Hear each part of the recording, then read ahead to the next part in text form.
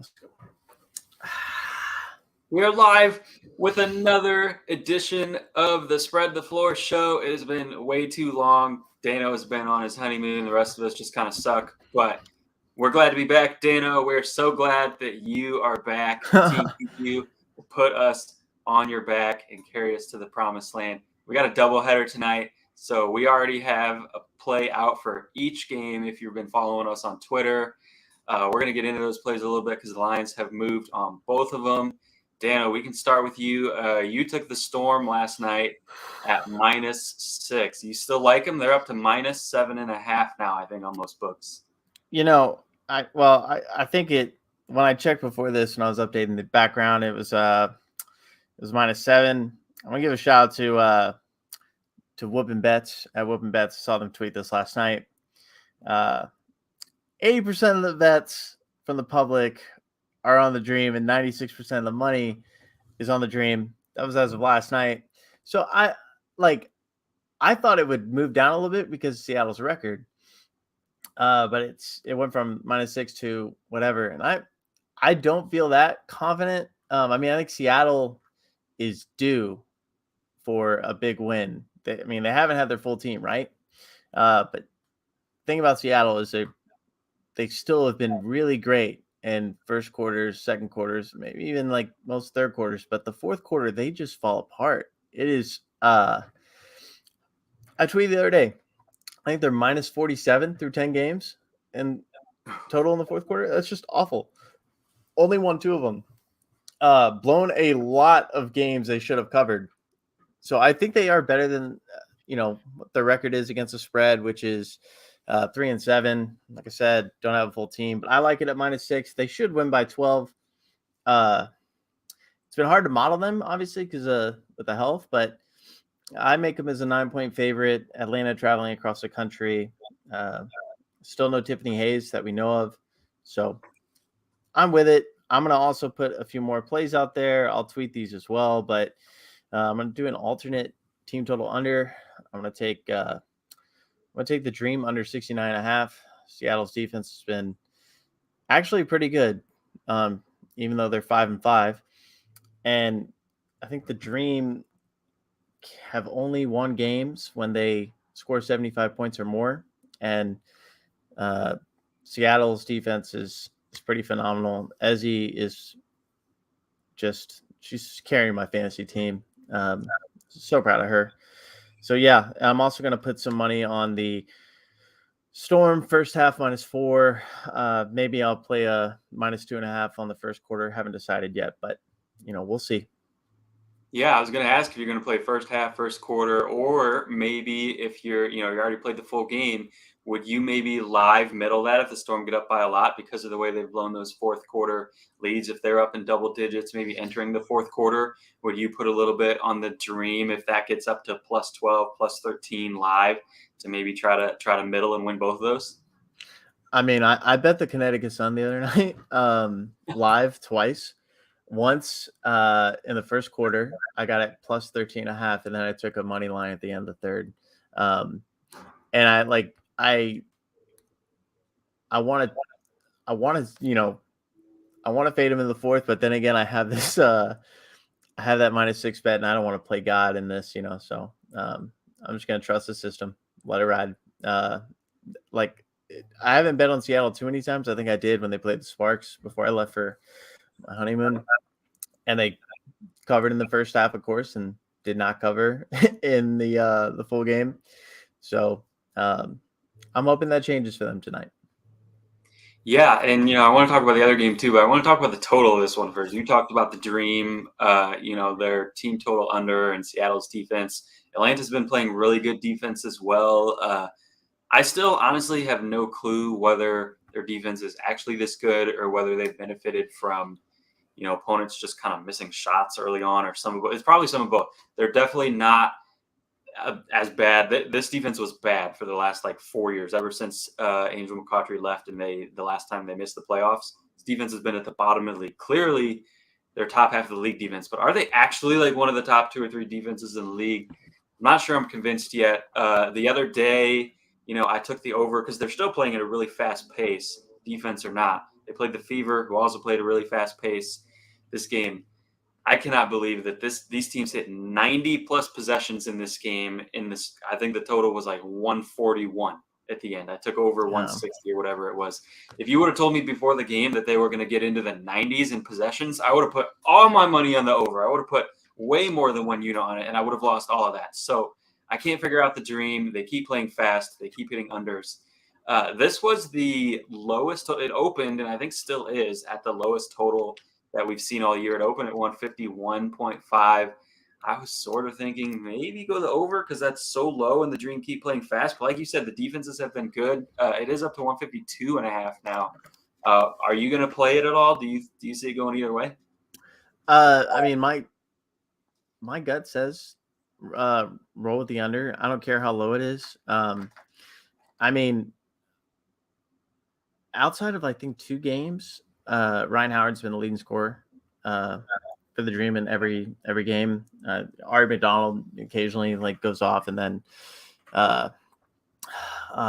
who's the point guard? Oh, Erica Wheeler. God, she's been a tear when I bet against her, so I tend to not, except for tonight. But yeah, I just think traveling, it's going to be a lot on them, and I just have a lot of respect for Gabby Williams as a defender, and I hope that she limits Ryan Howard's output a lot tonight. So that's my view. I would play the under. I haven't fully set on it yet. Maybe if the first half goes a bit long, and I mean, because a lot of these games too, just been a ton of fouls that kill my first half and first quarter unders, and I hate those. But recently we've seen a lot of first half overs. I think that second quarter between the Liberty and Lynx the other night, the other day had 56 points or something, and the first half over hit. I didn't have a play on it, but I was just monitoring, and I was like, gosh. So I don't know. I would play the under. I'm not making an official play, but that's where I'm at. I like 152 for them. I think it ends at probably 143. I think it's gonna be a 71 to 64 type game. Yeah. Well, if you're gonna play the under, if you are gonna play it officially, it might be good to wait since the line has gone up 1 point. Maybe we get one more point. Maybe you can get 153.5. The line. Every once in a while we do see those weird lines where they move one way and then they move back the other way, but it seems like most of the time the line continues to move in the same direction. So yeah, you might want to wait to see if you get another point on the under. And then the other game we have tonight is Lynx Liberty. This is a doubleheader. Actually, we started with the last one first. Lynx Liberty is first, both on CBS Sports Network tonight, 7 and 9 Eastern. This is a back-to-back. 8 and 10 Eastern. Let's not confuse 8 and 10 Eastern. My bad. 7 and 9 Central. Yeah, Central man over there. Let's get these mixed up. Thank you. 8 and 10 Eastern, and this is the second leg of a back-to-back. I bet the Liberty in the first leg because, I'll tell you why. I'm betting the Liberty again tonight. It didn't work out the first time. I'm trusting the process, trusting the system, as you say. The Lynx before that game were 0-4 against the spread without Mariah Jefferson. I don't think that was just a coincidence.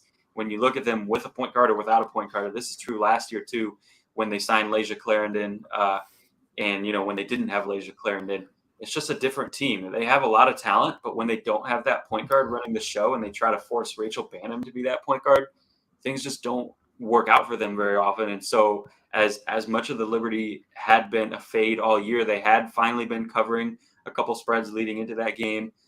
We got a really low line. I think it opened at -1.5, -2.5. So I took that. Liberty shot 4 for 30 from 3. The Lynx shot over 50%. There's 40 percentage point difference from 3. And they still, I think the Lynx won by 8 or 9? I can't remember the exact number. 1 by 7. They won by 7. They still only won by single digits, despite the most ridiculous shooting variance you ever see.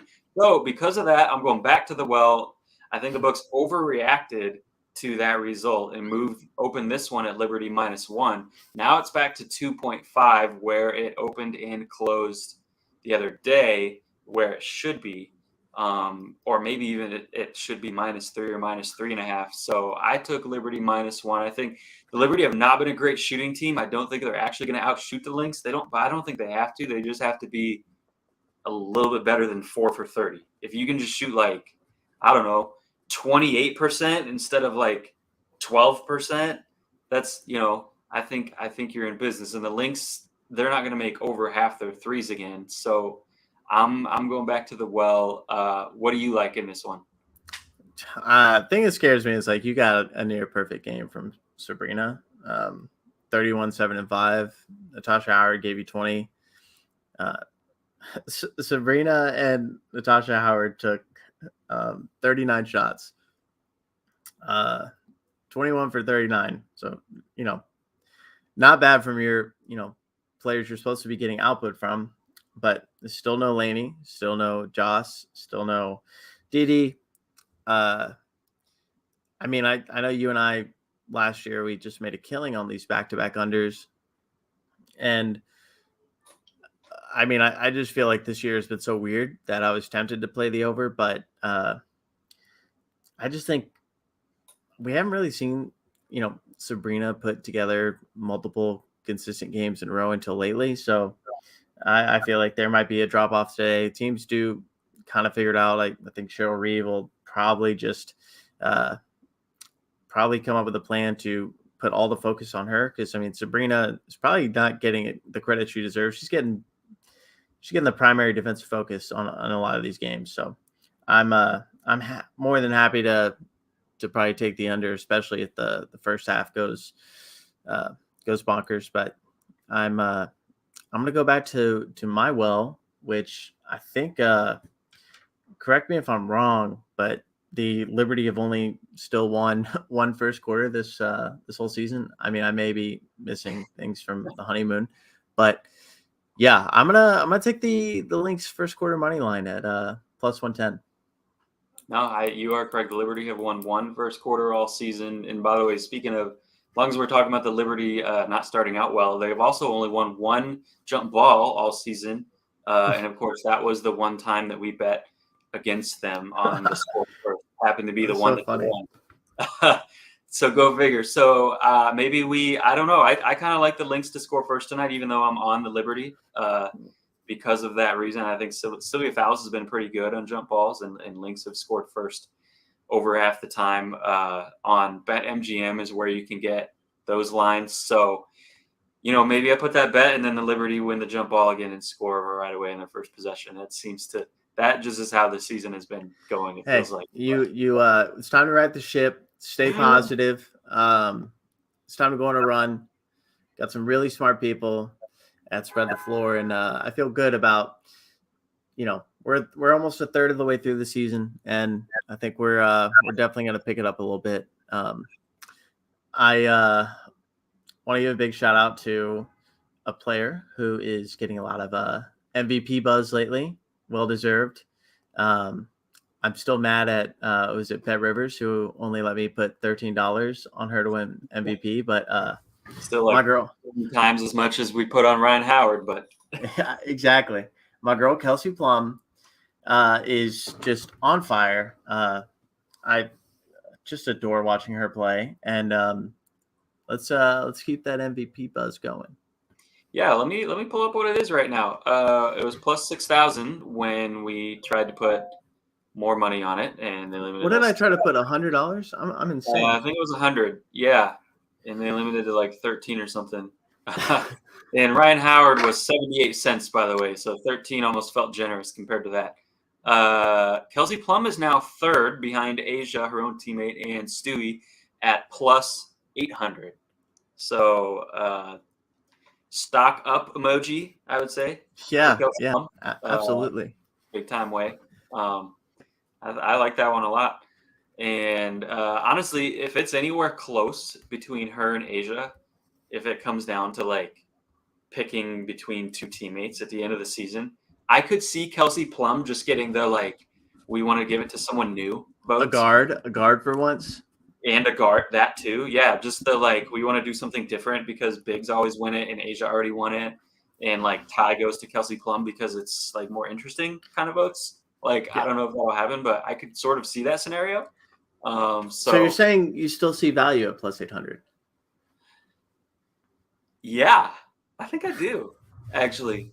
1 out of 9 implied probability, 11%. Yeah, I think so. Do you? I mean, do I? I'll gladly put $100 more on Kelsey Plum. I'd be happy to lose money cheering on Kelsey Plum. I don't care. I love her. Oh man. Well, big comeback week for everybody. I'm glad to be back. Calvin, it's time to right the ship. Your luck's about to change. You've had some bad beats. I've been following along, waking up at 4 a.m. and in Europe and catching some games and just being like, I don't know how this man is losing with the closing line value he's getting, but you're due. And let's have a day, let's have a week, let's have a month. Let's do this. It's June. Let's go.